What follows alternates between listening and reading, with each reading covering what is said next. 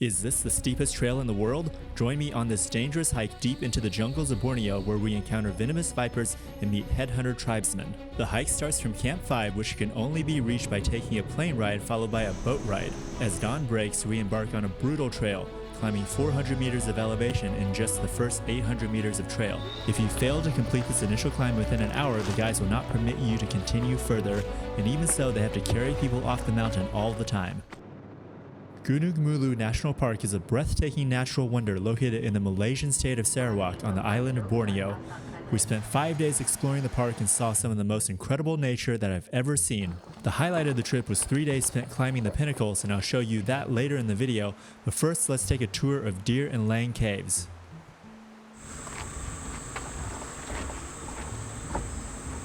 From this tree. The poison from this tree. The indigenous people would use the sap from these trees to poison the tips of their blow darts to use for hunting and also in warfare. You can see the real leg is still new. See that? Yeah. It's new. So normally when they lose the leg, they will reform. Okay. Oh yeah. Reform. So, But the biggest expedition happened in Mulu. That's 1977 and 78. Yeah, so they involved a lot of people, and they spent more than 1 year in Mulu here. Yeah, so during that expedition, they found a lot of cave in Mulu. Yeah, led by some of the local people. Yeah, lead them. And because during that expedition, they see Mulu, a very big area of limestone. You can see the mountain everywhere. It's beautiful. So what happened? They believe Mulu have big potential for cave, yeah, probably the biggest cave in the world, the longest cave. Yeah. So what happened? They decide come again to Mulu. They do it every 2 years, yeah, until now. So now it's continuous by the RGS, Royal Geographical Societies, yeah, the British from UK, and until now. The last one it happened last year. Yeah, they found more passages inside the Clearwater Cave system. Yeah. And like this one, we call it Lang Cave. Lang is name of one of the local Berawan people, Mr. Lang Balaret. Yeah, found the cave, and also he joined the expedition group 1977-78 to explore, visit this cave as well. Yeah, so the cave get the name after the person, Mr. Lang. Yeah, and so Lang Cave, this one, you can see the size. It's very small. Yeah, it's one of the smallest fossil cave we have in Mulu. Yeah, it's small, but I can say it's the most beautiful. Yeah, it's nice. You can see a lot of formation inside here. The stalactite, the stalagmite, the jellyfish formation, and many more. Yeah. One of the highlights of Gunung Mulu National Park is the awe-inspiring Deer Cave. Deer Cave is the second largest cave in the world with a chamber that could fit 40 Boeing 747 airplanes inside. The main chamber soars up to 120 meters high. In addition to its vast size, Deer Cave's most remarkable feature is the millions of bats that make it their home. It hosts one of the largest colonies of bats on the planet, with estimates ranging from 2 to 4 million wrinkle-lipped bats residing inside at any given time.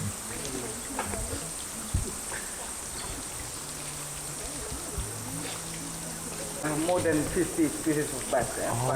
black so they divided for two. Yeah, we have the micro bat and we have mega bat, 14 species. So a lot of bats inside here. Yeah, many. All right, and we have the mega bat, yeah, like flying fox.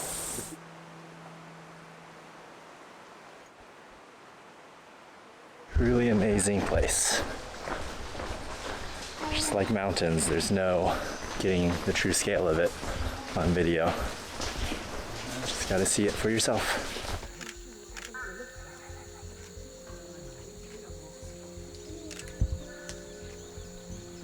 After exploring Deer Cave, we settled down for the bat exodus, an incredible phenomenon that happens around sunset when millions of bats pour out of the cave to go hunting for the night. At the peak, experts estimate a staggering 3 million wrinkle-lipped free-tailed bats pour out of Deer Cave's interior. Rather than a frenzied free-for-all, the bats form sophisticated cylindrical patterns, constantly shifting position in an intricate dance to avoid predators. Their twisting formations allow individual bats to cycle from the edge to the center to avoid being plucked off by bat hawks and falcons.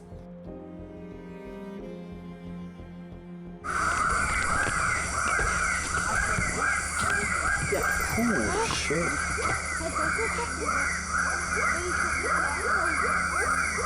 The next day, we set off to start our 3-day, 2-night hike of the Pinnacles. We were lucky and able to book this through the park. The total cost was only $95 per person for the whole guided trip, whereas tour agencies charge $300 to $500 US per person. The only catch is you have to plan and carry your own food, which wasn't a problem for thru hikers like us.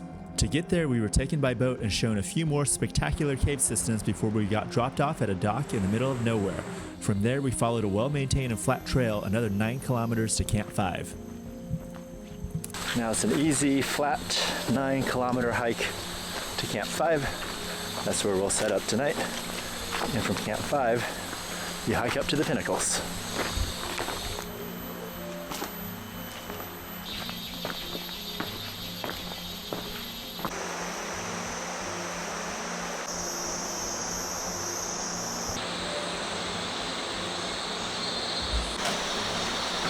There's a big old lizard.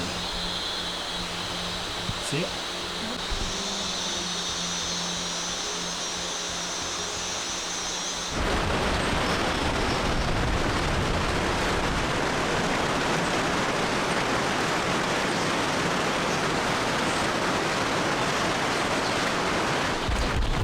Wow, that was crazy. We heard the wind coming. It sounded like a train or airplane coming at us.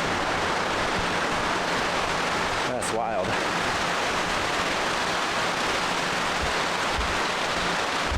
think it's raining, but you can't tell because Yeah, we're in the canopy.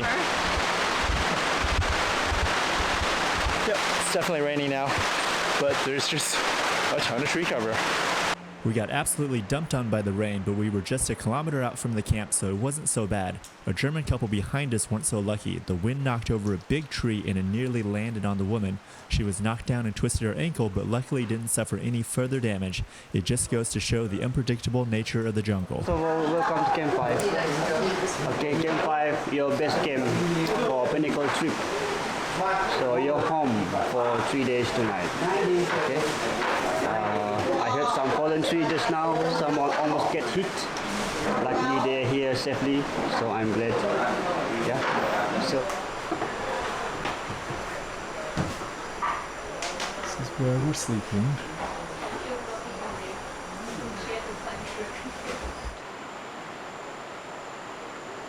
We gotta cook our own dinner here. Looks like a really fun. So there's chicken and beef, and carrots, and potatoes, and onions, and cabbage in here. And then we've got noodles. Just dump these noodles in.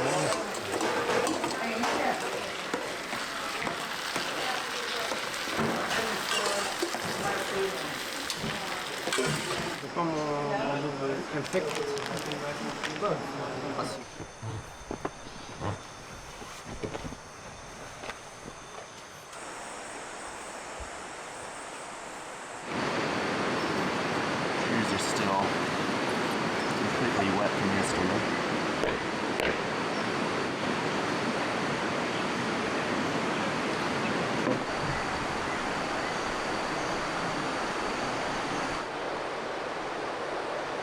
Enjoy.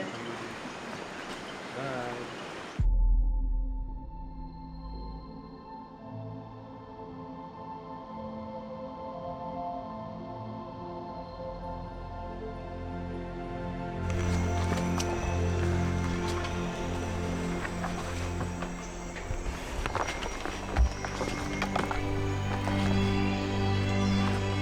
It's about 6:20. Still pretty dark in the jungle. And we're headed up. Over 4,000 feet of gain. We've climbed 300 meters or 900 feet in 0.6 kilometers. It's very steep. And this is the flattest part of the whole day.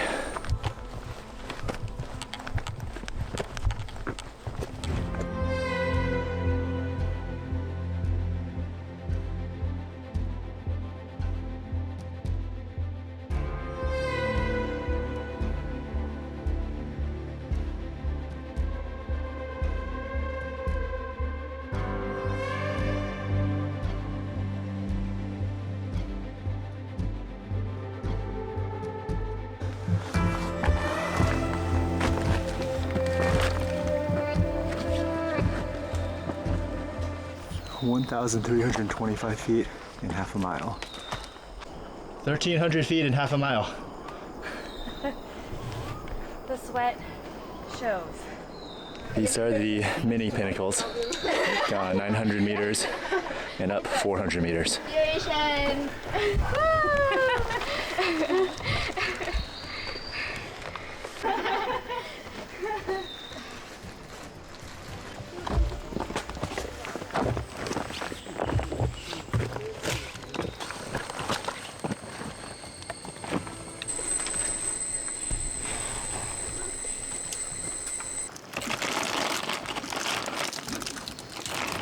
Why are you staying behind? Yeah, I have to. I'm very well hydrated. I have to pee. So that was the halfway point. Another 1.5 kilometers to go. About another 600 meters up. So yeah, it's gonna be endless climbing. But really, it's not so bad. You just go at a slower pace. And it's very interesting. And it keeps your attention, so it's not boring at all. And the landscape is just so beautiful. Makes me think of like Maine, New Hampshire on the Appalachian Trail.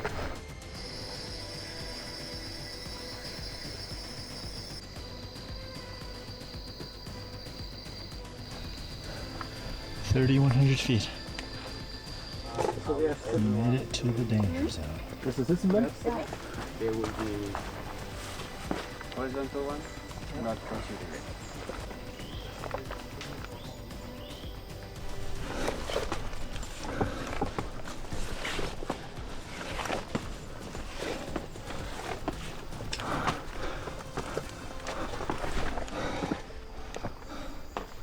There's a rock that's moving a lot. Huh? Okay, good to know. Thank you.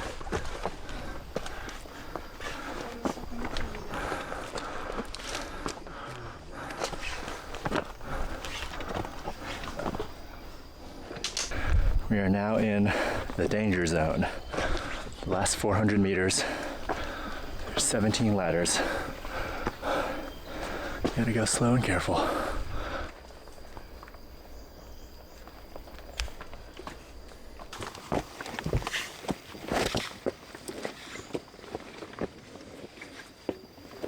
Think about doing it in the rain.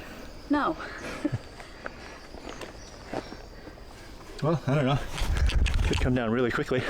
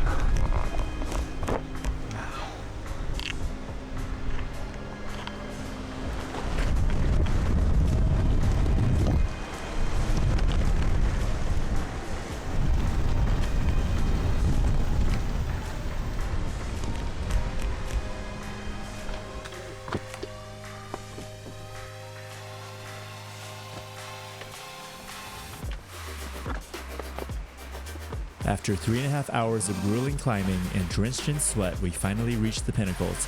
We found Suki, our guide, waiting on us.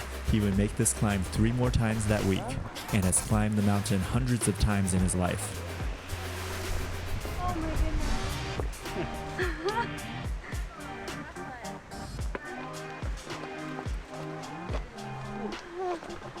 Wow.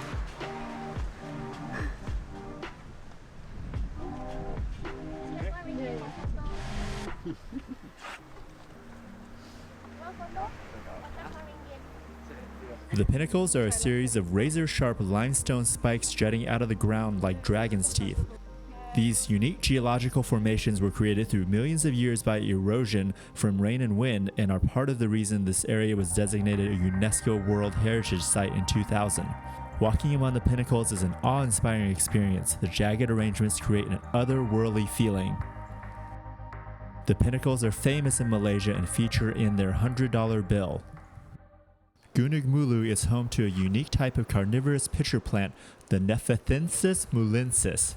This pitcher plant species is characterized by its distinctive pitcher traps, which are specialized leaf structures that are designed to capture and digest insects and other small animal prey. It's found growing in crevices and on the steep slopes of the pinnacles, where it receives ample sunlight and moisture from the humid environment, and plenty of prey to trap and digest. It's a carnivorous pitcher plant. The easy part was the climb. Now we gotta go down all of this and basically down climb everything. Oh my god.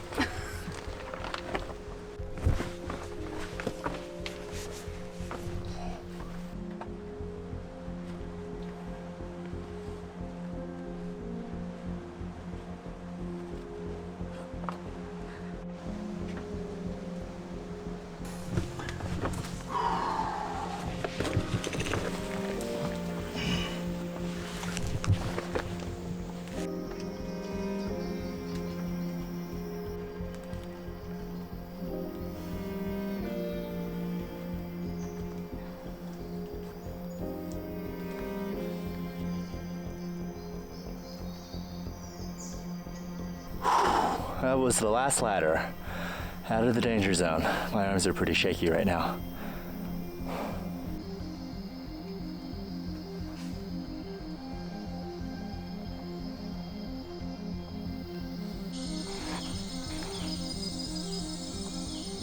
Look how big this tree is. The forest in here is just pristine.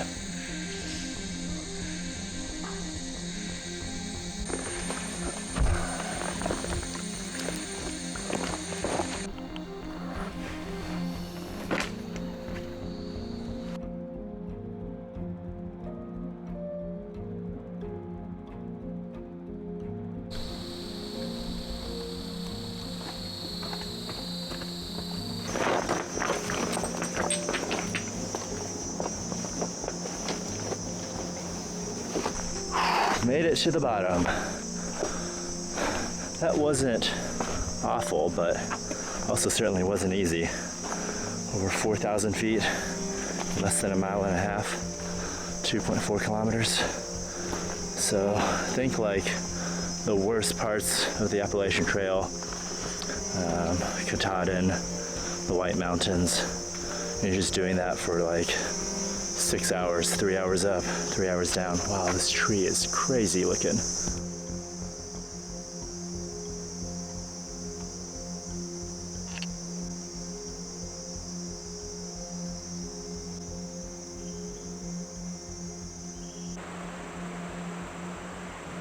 There's a beautiful river next to Camp 5, and we washed away the day sweat in there.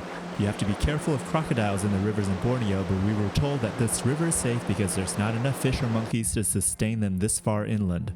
The rest of the trip was uneventful. We came out the way we came in. We did hear that there was a viper near one of the trails leading to Deer Cave, and Suki told us the viper would probably still be there. The vipers can sit in one spot for up to 30 days at a time, conserving their energy and waiting for prey. There's a viper right there in that tree. I think it's a viper. I had walked by it several times with it being only a few feet from my head, and I never even saw it. It was very well camouflaged. A good thing they don't have any interest in biting humans. While these vipers are venomous, they're not really a danger because they don't have an interest in biting you, only if you step on it or touch it unintentionally. Look at how it blends into the forest.